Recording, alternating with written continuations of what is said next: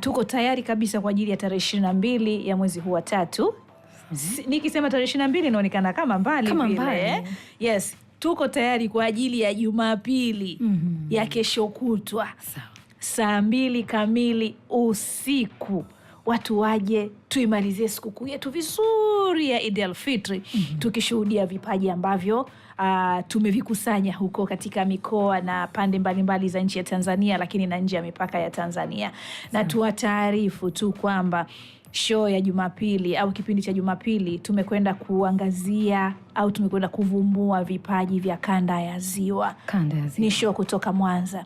Lakini kama unavyojua watu wa kanda ya Ziwa wana ushirikiano mkubwa sana, wana ushirikiano wa kutosha.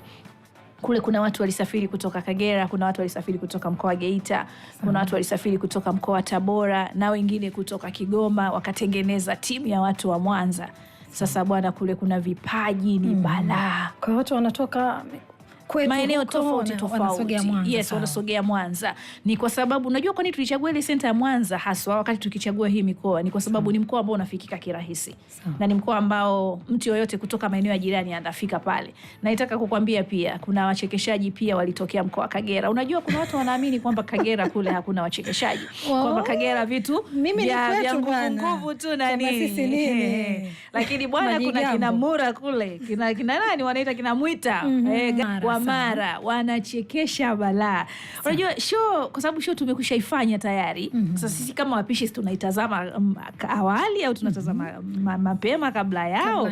Wakati natazama pale sikufichi nilikuwa nacheka mpaka kina Moze shahidi. Wakaanza nasema ni nini jamani, why can't you reserve it kwa ajili ya Sunday? Nasema hapana, wacha nicheke kabla, lakini baada ya Jumapili pia nitatazama.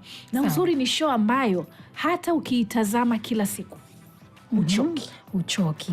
Na ratiba ikoje kwa mtazamaji wa sinema zetu? Vizuri sana. Sasa show ambayo wataitazama siku ya Jumapili hii saa 2 kamili usiku, watarudia kuitazama kwa wale ambao watakuwa bado wako kwenye sherehe haba zaidi wamekosa, wataitazama Jumatatu saa 11 kamili jioni. Muda mzuri kabisa, muda mujarabu, watu wametulia zao manyumbani. Na wataitazama pia Jumanne saa 11 jioni hiyo. Hatutaki kuwabakishia kitu. Tunataka watu wafurahi, yani watu wao wana familia. Si wamelipia bwana visimbuzi vyao.